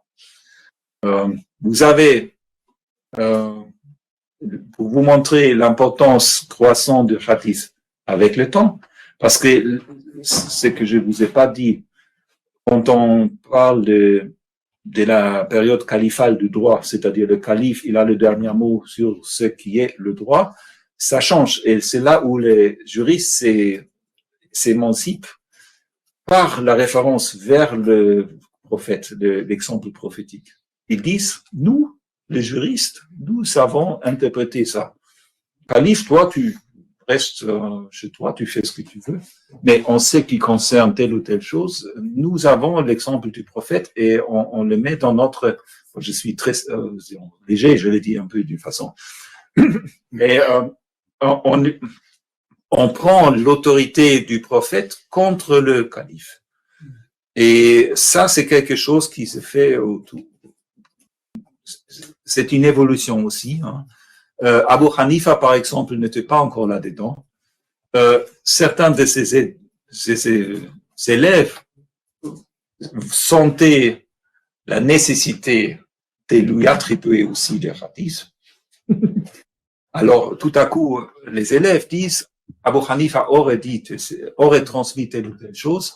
Ce qui est intéressant, que les contemporains, ils sont très critiques à ça. Alors là, ils disent clairement, bon, ça c'est une invention des élèves ou de Abu Hanifa, ils ne prennent pas en compte. Sauf que par la suite, avec les siècles, tout ça acquiert aussi une autorité dans l'argumentation juridique. Alors, vous voyez comment les choses passent, parce que on est vraiment dans la durée, on parle de 1000 ans d'évolution des pensées. Voilà, On a deux questions à distance. Une de Ouzou. Question sur la distinction entre Usul el-Fiqh et Furu'. Elle n'existait pas au temps du prophète, donc elle n'a pas de relevance, dit Ibn Taymiyyah. Cela dans un contexte de takfir. Alors, évidemment, la distinction entre Usul et Furu' n'existait pas au temps des prophètes, et les Usul, sous la forme qu'on connaît aujourd'hui, elle évolue à partir du Xe siècle. Et je l'avais dit. Et les Furu', ce sont les règles matérielles du droit. Là, il y a des énoncés qui remontent, qui sont, disons, vous avez les opinions juridiques à partir du, disons, début du 8e siècle de l'ère commune. Après, pour Ibn Taymiyyah, il est dans un autre monde. Il est au 14e siècle. Pour lui, il connaît le droit des juristes. Il veut dépasser le droit des juristes pour certaines questions, et c'est ça la siyasa shar'iyya chez lui. Et à ces moments-là, J'ignore la citation de Taymiyyah exactement et l'argument dans le Taqfir. Je comprends pas très bien pourquoi la distinction usul et furu'a joue un rôle dans la question pour ce qui concerne Ibn Taymiyyah. Question de Stéphane Walter. Merci pour ces analyses intéressantes. Question de Thomas Sten. Si tu participais à ce séminaire Islamische Theologie à l'université de Berlin, que dirais-tu? Quel séminaire? Donc c'est visiblement à l'université de Berlin. Ouais. Un séminaire sur la théologie islamique. Là, ça rejoint un peu ce qu'on avait dit pour l'usage aujourd'hui. Je sais, à Berlin, c'est Serdar Kornas qui a travaillé sur justement l'épistémologie contemporaine, notamment les objectifs du droit, le maqasid et la charia. Moi, je dirais que c'est une autre approche à la charia concernant la contemporanéité. Si je dis quelque chose, la question, on va aller pour les maqasid, c'est-à-dire pour une notion. Moi, je dirais que les maqasid qui sont aujourd'hui utilisés dans plein de contextes, et c'est eux qui décident la normativité, les règles, si on veut, les règles en grande partie, c'est-à-dire c'est une justification pour une adaptation à disons, des situations aujourd'hui. Ça existait à l'époque aussi, mais la différence historique, c'était le suivant, que quand Chatibi au XIVe siècle avait développé cette idée telle qu'on l'utilise aujourd'hui en grande partie, il était conscient du fait qu'il y a un corpus de la casuistique juridique des écoles juridiques. Et le maqasid était complémentaire. Intervenait, si on veut, comment dirais-je, dans l'évaluation d'un cas circonstanciel. On pouvait, à travers de ça, on pouvait changer la décision complètement. Mais à cette époque-là, on était conscient de l'existence de la normativité casuistique des écoles juridiques. Et ça vaut aussi pour Ibn Taymiyyah. Aujourd'hui, c'est une chose qu'on a évacuée. Le problème, c'est que à l'époque, la casuistique avait une autorité. Elle était enracinée, elle était pratiquée par le qadi dans les tribunaux. C'est-à-dire, c'était le droit. C'était pas le droit français, c'était le droit des juristes. Et la discussion des maqasid était ajouter quelque chose. Aujourd'hui, c'est les maqasid qui s'agrèvent à des énoncés coraniques et dans la sunna. C'est une autre approche. C'est ce que je dirais. D'accord. Donc les maqasid, pour bien comprendre, hein, Chatibi ne s'appuyait pas d'abord sur les énoncés coraniques et de la sunna pour penser maqasid et refaire du droit. Il s'appuyait déjà sur le corpus juridique en cours, c'est-à-dire existant sous ses yeux. Et il dit, à partir de là, maqasid, on peut, alors que ceux qui voudraient utiliser à l'heure actuelle la référence, enfin l'outil des maqasid et des sharia serait en repartant du début, c'est-à-dire du Coran et du Hadith. C'est ça que tu es en train de nous dire. D'ailleurs, le point de départ, l'usage des maqasid n'est pas le même. Oui, le mot qui me gêne, c'est le début. D'accord. Oui, d'accord. Je comprends. Disons, des énoncés coraniques et des énoncés dans la tradition prophétique. Oui, c'est ce qu'on utilise aujourd'hui. C'est l'approche fondamentaliste. En passant tout au-dessus de l'ensemble du corpus. Oui, oui. C'est-à-dire, la notion de la charia, ça c'est un paradoxe historique. L'évolution historique a fait que la casuistique des juristes est devenue la charia, purifiée. Grâce à cette évolution, on est arrivé à dire que charia c'est telle ou telle règle. Aujourd'hui, on prend cet aspect, telle ou telle règle, mais on enlève la casuistique juridique. D'accord. Allez-y, je vous en prie. Après, une question. Au vu de ce que vous venez de dire, j'ai une lecture de Laura Vecchia Vaglieri, une grande orientaliste sur les questions de l'islam. Dans son livre, en fait, Interprétation de l'islam, elle dit une chose qui, je pense, peut apporter un début de réponse sur comment l'évolution est faite, et votre livre le montre bien. En fait, il y a très peu de versets à caractère judiciaire et juridique dans le Coran. Oui, Ce qu'elle dit qu'il y a très peu. Moi, ma question, c'est comment on en arrive, en fait, à sacraliser un droit normatif, qui est devenu normatif, selon l'évolution que vous avez bien détaillée, alors qu'on sait que, effectivement, c'est l'une des sources principales, le Coran, de cela, mais comment on peut imaginer que une source normative devient sacralisée, devient figée, et au-delà de ça, est-ce que c'est pas aussi le gage qu'on peut faire un effort, justement, de ne pas normaliser de manière figée ce droit normatif, selon ce que dit cet auteur? alors pour la deuxième question, on peut tout faire. Oui. Pour la première, la réponse c'est que parce que le Coran n'était pas à l'origine du droit des juristes. C'était inspiré, mais c'était pas, on disait pas tel ou tel verset, c'est le droit. Si vous regardez dans Shafi, il dit que tous les gens qui disent que, il critique ces gens, hein, ils disent, les gens qui disent, ce qui compte, c'est le Coran et tout le reste, on est libre. Vous avez l'évolution des champs juridiques par les juristes, qui intègrent à un moment donné, c'est-à-dire ils formalisent, ça ne veut pas dire qu'avant ils ne considéraient pas, mais ils formalisent le recours au Coran dans le usul, dans les ménétiques.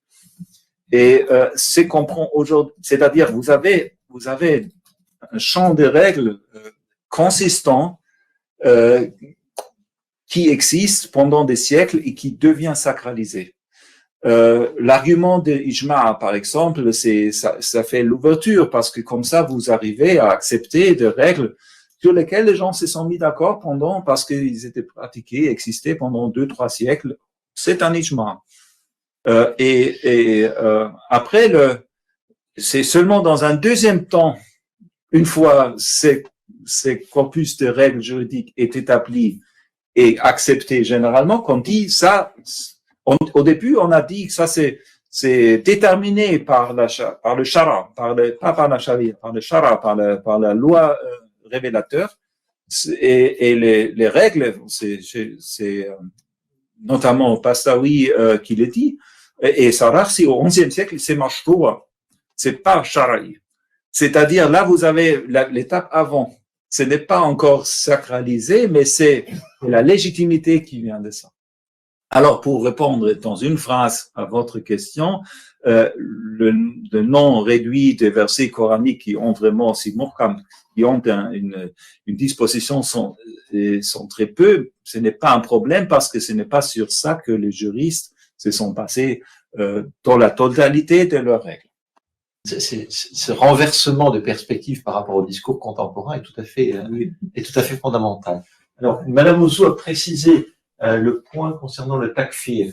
Précision au sujet d'Ibn Taymiyyah, la relation takfir et la condamnation pour les croyances qui relèveraient plutôt des usul plutôt que pour les actes qui relèvent des furu'. Donc, usul et croyances, actes et furu'. Ça, ce n'est pas quelque chose qu'on trouve chez les juristes. Pour les juristes de la période prémoderne, le usul, ce sont des mécanismes de légitimité. Ce ne sont pas des règles. Alors, dans le usul, vous n'avez pas une règle. Et ils le disent, hein, c'est-à-dire, c'est seulement comment justifier, comment comprendre la Constitution. Si vous voulez, je prends, pour que vous compreniez la différence. Aujourd'hui, vous avez le droit et vous avez le Parlement. Le Parlement, c'est qui promulgue, je ne sais pas, qui passe les lois. Ça, ce sont les usul. Le mécanisme, comment on arrivait de le faire. Et le furu'a, ce sont les résultats, ce sont les règles, ce sont les lois.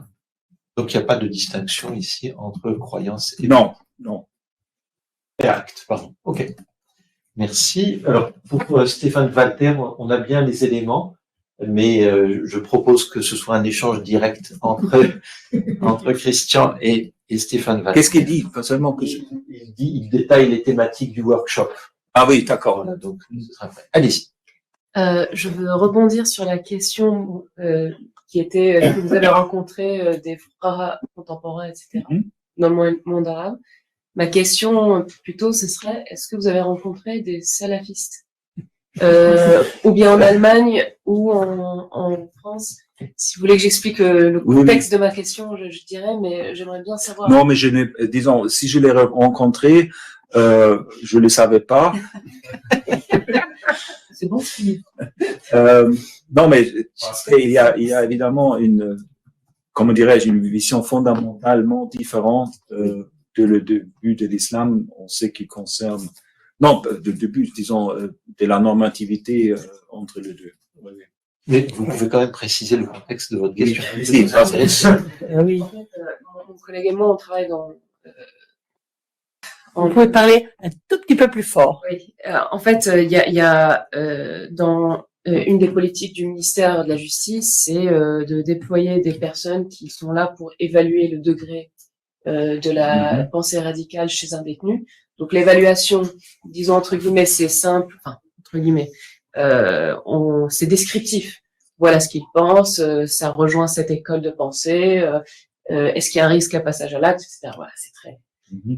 La deuxième partie, qui est fondamentalement, enfin, est vraiment beaucoup plus compliquée, c'est la prise en charge. On a des acteurs qui viennent en prison et qui prennent en charge des détenus qui sont judiciarisés pour le terrorisme pour entretenir des conversations avec ces personnes, évaluer les lacunes peut-être historiques, encourager la vision historico-critique de l'histoire. Et je pense que vous en doutez, il n'y a pas encore de solution miracle, mais voilà, est-ce que peut-être être exposé à plus de séminaires comme ça, est-ce que j'aimerais bien savoir, est-ce que vous pensez, est-ce que ça fait un petit dent, comme on dit, dans l'idéologie Moi, je crois que c'est essentiel. Moi, c'est un des moteurs pourquoi j'ai fait ce livre, pour avoir une autre vision. Et moi, je crois qu'on ne le prend pas assez en considération parce qu'il faut bien distinguer le discours majoritairement actuel, c'est que, en fait, c'est le salafisme dans un sens. Le salafisme, c'est encore une, comment dirais-je, une étape de plus. C'est-à-dire, c'est le fait que je veux vivre comme ça et d'abord, je crois que c'est meilleur que l'autre façon de vivre. Mais l'idée que le Coran et le hadith dès le début étaient la normativité islamique, ça s'est répandu. Il n'y a pas, et le problème, il n'y a pas vraiment une alternative intellectuelle.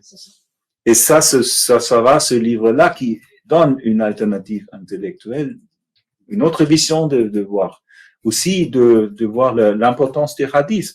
Parce que, si vous voulez, sur un plan intellectuel, je l'ai dit dans mon livre, ce qui prédomine aujourd'hui, cette vision historique du droit commençant avec l'établissement du Coran avec le prophète et après viennent les écoles juridiques, c'est une vision issue du réformisme du XXe siècle, début du XXe siècle. Vous avez des ouvrages, Khudayri, si je ne me trompe pas, qui parle de l'islam, c'est cité quelque part, et on a repris cette idée, y compris dans les discours, disons, arabes, sur cette histoire, y compris dans l'académie, des discours académiques occidentaux.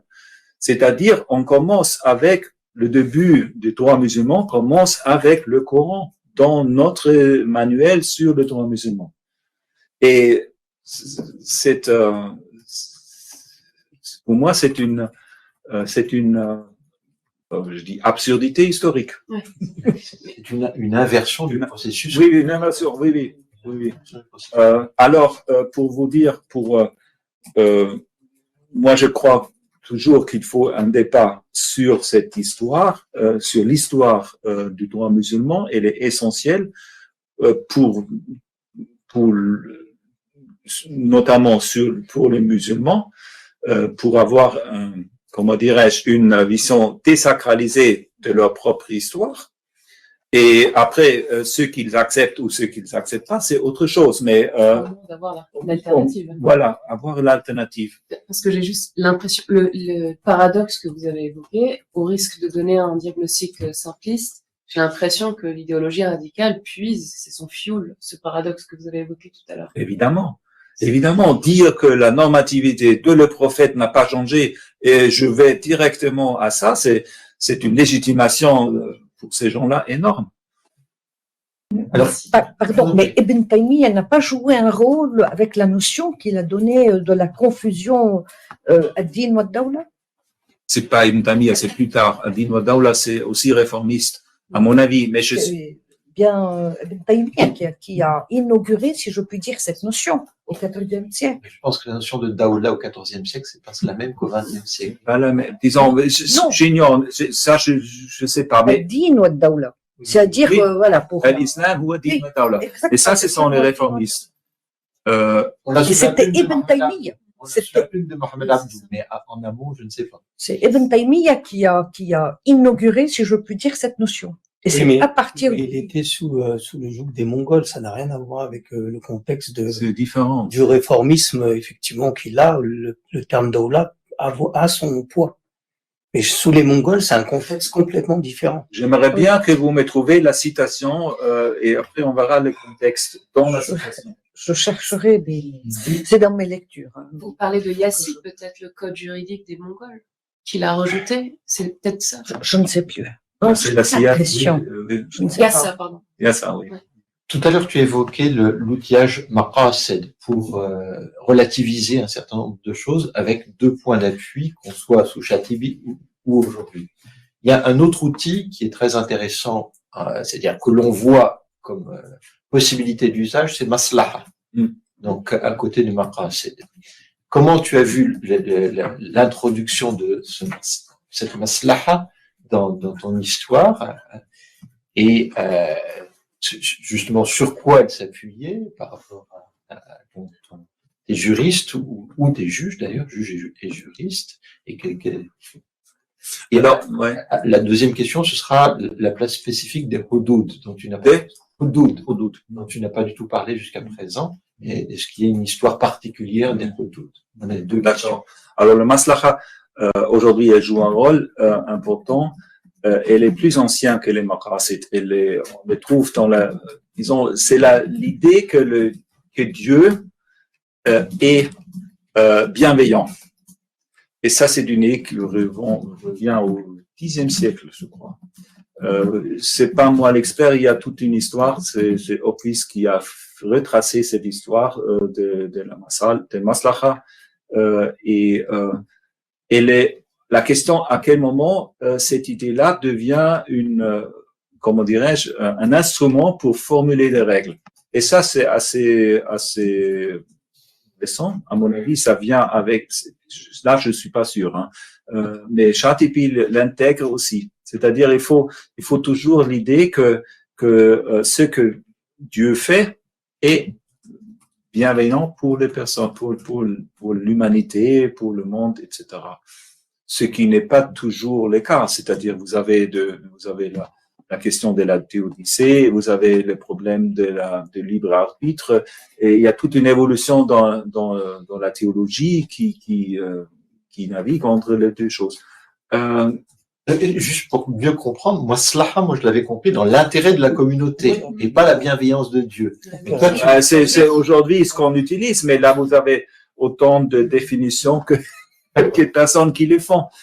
C'est ça un problème d'aujourd'hui aussi, qu'il n'y a pas une autorité qui peut définir les différents éléments qu'on utilise. Et c'est là où on a cet effort des penseurs contemporains qui essaie de l'accrocher, ces notions, avec le usul, l'herméneutique, pour leur donner un peu plus moins d'arbitraire et plus d'autorité. C'est un processus. Là, je pourrais pas répondre mieux que ça. En ce qui concerne le hudud, c'est-à-dire le délit dit coranique et les punitions qui sont mis par écrit dans les écoles juridiques, parce que si on regarde, il y a un chapitre dans le livre sur les hudud, ils sont mentionnés dans le Coran comme un délit, et pour cette raison-là, il faut les punir. C'est un haq de Dieu, un droit de Dieu, contrairement aux droits des êtres humains, par les biais qui sont mentionnés. Après, on voit bien que les punitions prévues dans le droit juridique ne correspondent pas au verset coranique. Si vous voulez, il y a les 5 délits. Si vous voyez pour l'alcool, shurb al-khamr, il n'y a aucune mention d'une punition dans le Coran. Après, et ça c'est l'évolution du droit sous les califes et sous Muhammad déjà, parce qu'il aurait puni quand on est sous. C'est une évolution aussi, c'est-à-dire pour répondre rapidement à la question, pour dire que le hudud, dans la façon qu'on le pratique aujourd'hui, ça puise dans le Coran, mais ce n'est pas identique avec le Coran, et c'était formé aussi probablement par les premiers califes qui ont instauré, après c'est retracé par la pensée juridique. Pour vous donner la différence concernant l'alcool, par exemple, tout est de la question, qu'est-ce que c'est l'alcool? Est-ce que c'est le boisson fermenté? Est-ce que c'est le fait de devenir saoul? Et toute l'ambiguïté est là. Qui a puni quoi? Mais après, vous avez soit c'est 40 lâchés, je crois c'est les Shafi'ites, et les autres écoles disent 80, et ça réfère à des exemples donnés par le prophète Abu Bakr au premier lieu. C'était Omar. Omar, peut-être, oui. Abu Bakr n'a pas fait grand-chose. non, mais voilà. Et c'est qu'ils prennent les Shafi'ites parce que eux, ils sont plus dans la transmission des données, et les autres écoles, ils sont plus dans l'argumentation juridique, parce que c'est en trias avec le verset sur les images, où ils disent ça c'est la punition, on aligne ça à cette punition mentionnée dans le Coran. Et là vous voyez bien que le Coran est un argument, les versets coraniques sont un argument, mais ce ne sont pas les règles. C'est important de le voir. Par rapport à cette question de hudud, moi j'ai regardé dans les codes pénaux des pays arabes actuels, par exemple par rapport à la consommation d'alcool, quand elle est pénalisée dans le code pénal, c'est pour ivresse sur la voie publique. Donc il n'y a pas si c'est dans le privé, c'est pas pénalisé. Il faut que ça trouble l'ordre public en plus. Et la sanction n'est pas de la flagellation dans la plupart des codes. C'est soit une contravention, soit une peine de prison. Donc, est-ce que voilà, il y a la nouvelle, on parlait de cette dernière phase d'évolution de la charia, voilà, ça reste pénalisé, mais dans des circonstances différentes et avec une sanction différente de celle qui a pu être préconisée par les... Et la question, pour moi, n'est pas là, parce que les codes, aujourd'hui, ils ne se réclament pas à être charia. C'est une évolution du droit. Ils disent que c'est le ta'zir, c'est le pouvoir discrétionnaire du chef du wali al-amr de pénaliser certains actes. Oui. Dans le droit des juristes, le ta'zir, c'est le degré au-dessous de hudud, quand il n'y a pas toutes les conditions remplies, par exemple. Ouais. Alors, on utilise les arguments et les notions de droit des juristes avant, et on les met dans un autre contexte. Parce qu'avant, le ta'zir, c'était la discrétion de juge et pas de législateur. Grande différence. Une question à nouveau de Madame Ouzou. Baber Johansen parle de la justice des pradis qui est procédurale et exige des preuves formelles, remplacée par une justice fondée sur le soupçon devenant arbitraire. Êtes-vous d'accord avec cette évolution de la justice? Elle réfère à un article sur le procès de Tourma chez Ibn Taymiyyah et Ibn Qayyim al-Jawziyya. Et je suis pas d'accord avec cette distinction. Je crois que ce que veut dire Baber Johansen, c'est que à ces moments-là, on intègre la notion de tourment, c'est être suspect. C'est-à-dire là, on n'a pas une preuve formelle à savoir un témoignage, etc., ou une reconnaissance. Et en fait, on élargit la portée d'un jugement d'un cadi à l'époque par ces biais-là. Alors,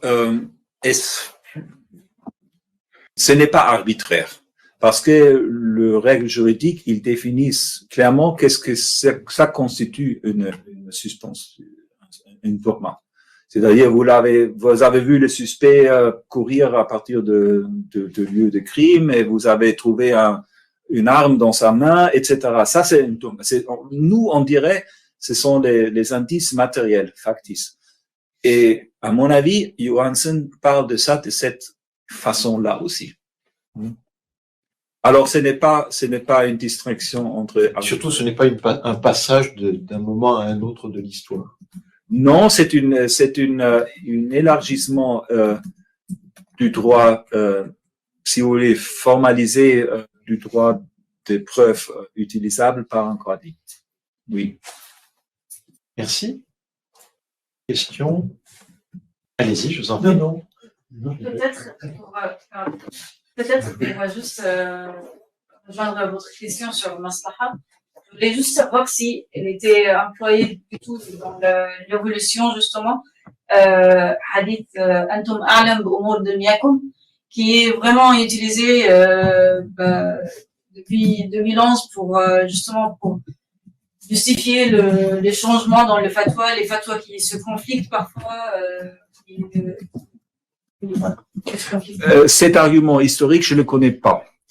Il y a d'autres façons de parler de changement de temps, façade de zaman, etc., mais pas concernant le maslaha. C'est-à-dire, pour les gens, mon impression, si vous voulez, c'est pas ma connaissance. Le maslaha de Dieu, c'était, on ne les connaissait pas vraiment dans la totalité, mais on présupposait un certain nombre de choses, et ça ne changeait pas. Ce qui peut changer dans l'esprit des juristes, c'est l'état du monde. Voilà. C'est une différence, je crois, non? D'accord. Mais c'est quand même assez frappant de voir cette différence d'acception du terme maslaha entre il y a 1000 ans et dans les débats d'aujourd'hui. Moi, c'est une vraie découverte parmi les nombreuses découvertes de ce matin. C'est celle-ci. Hein. Elle est aussi liée avec le maqasid. Il faut pas l'oublier. Aujourd'hui, hein, surtout. C'est ça. Oui, on le voit bien chez les juristes. Est-ce qu'il y a d'autres questions là, parmi vous? Moi, j'ai une question, mais elle est, comment dire, je suis un peu honteuse parce que c'est pas une question qui se réfère complètement à ta problématique. Actuellement, nous sommes en discussion avec les talibans pour la poursuite des soins à l'hôpital. Et ils nous opposent la charia. Et là, je répète un peu ce que disent mes collègues qui sont en discussion avec eux, c'est que ils ont beaucoup de mal à amener la discussion sur un terrain médical, à savoir la santé des peuples, la santé, en particulier la santé des femmes. Parce que là, il y a vraiment je m'excuse, hein, je suis sûre que je sors de mais comment, avec toi, ne pas avoir envie de discuter des événements contemporains? La discussion est la suivante, ils ne veulent normalement, un homme ne doit pas s'occuper d'une femme, l'examiner, etc. Donc, il n'y a que des femmes qui peuvent soigner des femmes. Mais en même temps, les talibans ont décidé de ne plus avoir de formation du personnel féminin. Alors là, moi, je pensais qu'il y avait un point sur lequel on pouvait intervenir, à savoir que là, on aboutit à une impasse. Surtout qu'historiquement, c'est comme ça qu'on a permis la formation profane de femmes pour pouvoir donner des soins aux hommes. Absolument. Historiquement, absolument. Historiquement, tout à fait. Et en particulier en Arabie, ces dernières années, jusqu'à présent, les infirmières, par exemple, venaient essentiellement d'ailleurs. Et là, depuis quelques années, il y a des efforts de formation de médecins, y compris de femmes chirurgiens, etc. Pour le moment, c'est pas encore très important, mais ça existe. Et il y a une fête des infirmières et des infirmiers, des soignants, où il y a une photo que j'aime bien, où il y a, je sais plus quel dignitaire saoudien, et puis d'un côté il y a des femmes et de l'autre des hommes. Ça veut dire qu'il y a une double santé. Et là, les talibans contestent même cette dualité, puisqu'ils refusent la formation des soignants féminins. Alors, donc, mon idée, c'était quand même d'essayer de raisonner. C'est-à-dire de dire, mais si vous, avec cette perspective, on va retrouver des chiffres de mortalité à l'accouchement, etc., du siècle dernier, alors que c'est vrai que dans l'ensemble, les chiffres s'amélioraient en Afghanistan, comme dans beaucoup d'autres pays. Alors, justement, la notion de maslaha, c'est là que je pensais qu'on pouvait la faire intervenir, et avec l'appui de ceux d'entre nous qui parlent dari, parce que la discussion, elle n'est pas en arabe, elle est en dari. Elle est en anglais, mais parfois les talibans refusent de parler anglais quand ils sont dans des stars. Donc, c'est soit en pashto, soit en dari. Donc, alors moi je sais pas comment on dit maslaha dans les deux langues, mais je pense quand même que cette notion de maslaha pourrait peut-être être introduite. Alors je ne suis pas sûr que les talibans ont envie de se laisser entraîner sur ce terrain, mais de façon générale, c'est ça qui est troublant chez les médecins qui ont apparemment la même formation que moi, formation à l'anatomie, à la physiologie, etc., ne sont pas intéressés par les questions de pathologie. Ils sont intéressés, ils le disent, à l'hôpital. Les médecins, les Afghans? Les médecins afghans, oui, les médecins talibans. Il y a des médecins parmi eux. L'ancien ministre de la Santé est un médecin. Je voulais justement trouver où il avait été formé, mais il a eu apparemment une formation scientifique classique. Et donc, il n'a pas envie de discuter de ça, des causes de la mortalité, etc. Il explique que son but unique dans la vie et principal, c'est la charia.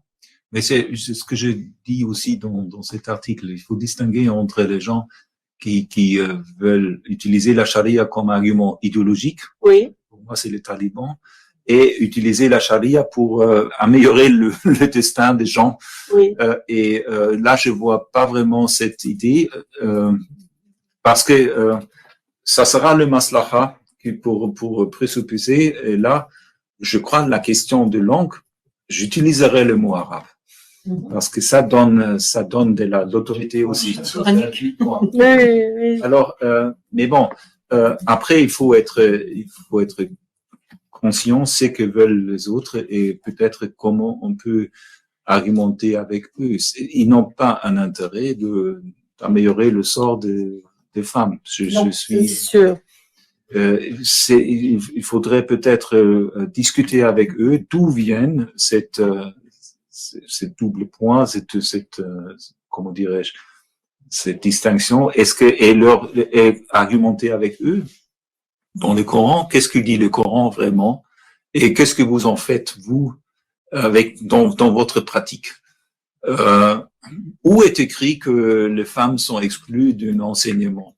C'est les talibans parce que eux, ils veulent infliger leur système, mais ils n'ont pas en vue le bienfait de la population, si je comprends. Oui, c'est justement ce qui est troublant, comment un médecin en arrive à mettre ce qu'il appelle la charia, ou une forme, en particulier avec l'isolement total des femmes par rapport aux hommes, l'absence de relations, sauf pour faire des enfants. Voilà, c'est le seul, finalement, c'est le seul point de rencontre. Et c'est même pas dans les traditions prophétiques. On a des contacts. C'est-à-dire, ils sont dans leur bulle délire de séparation. C'est très difficile C'est même pas du hanafisme. Normalement, ils sont à la base. Normalement, c'est. On est actuellement en plein processus de signature de règlement parce que pour les ONG dans le domaine de la santé, moi c'est le seul que je connais un peu, il faut pour travailler dans l'espace qui reste, il faut signer des termes de règlement avec les talibans. Alors je suis bien sûr que il n'est pas prévu une étape théologique qu'on discute, mais je pense qu'on pourrait essayer. C'est là le point de vue que je défends, à savoir on a les talibans, il faut faire avec. Donc ma position est d'essayer de trouver, aider en cela, parce que souvent on dit il y a des différences entre eux. Il y a des différences géographiques. À Kandahar, on ne pense pas comme à Herat, etc. Donc ça, c'est un premier point sur lequel il faudrait être plus au fait d'une analyse fine qu'on n'a pas. Mais en même temps, quelles sont les possibilités pour essayer comment dire, d'assouplir le débat. Et leur rajouter Christian au-dessus de Kaboul.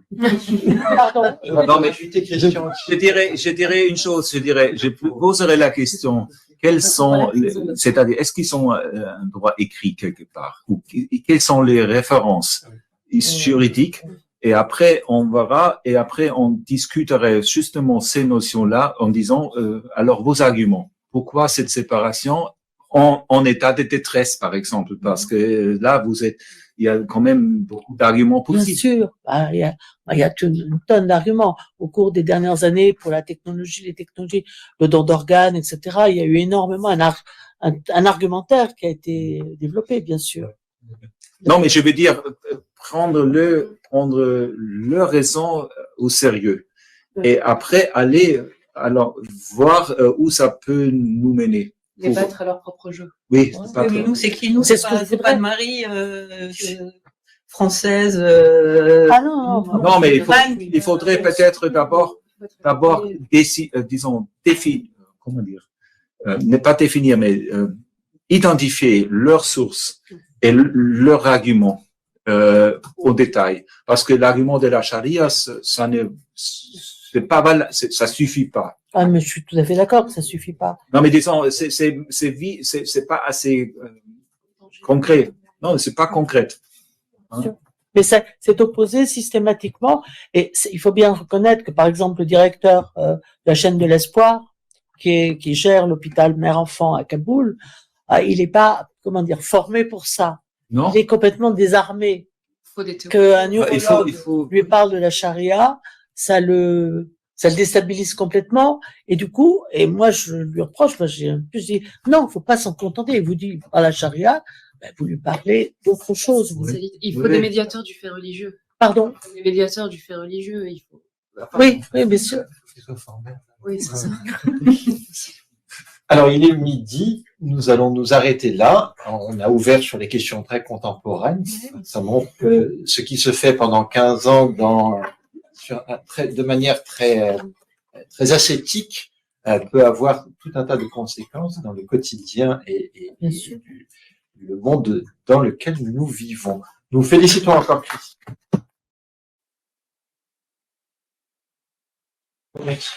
Sophie Blardéo qui organise ces ateliers avec Françoise Chignal et d'autres membres de l'équipe sous les yeux droit contemporain des pays arabes et nous ne manquerons pas d'organiser un atelier si Nathalie Bernard-Mauduron l'accepte autour de cette autre somme et nous avons d'autres ateliers prévus parmi les personnes présentes.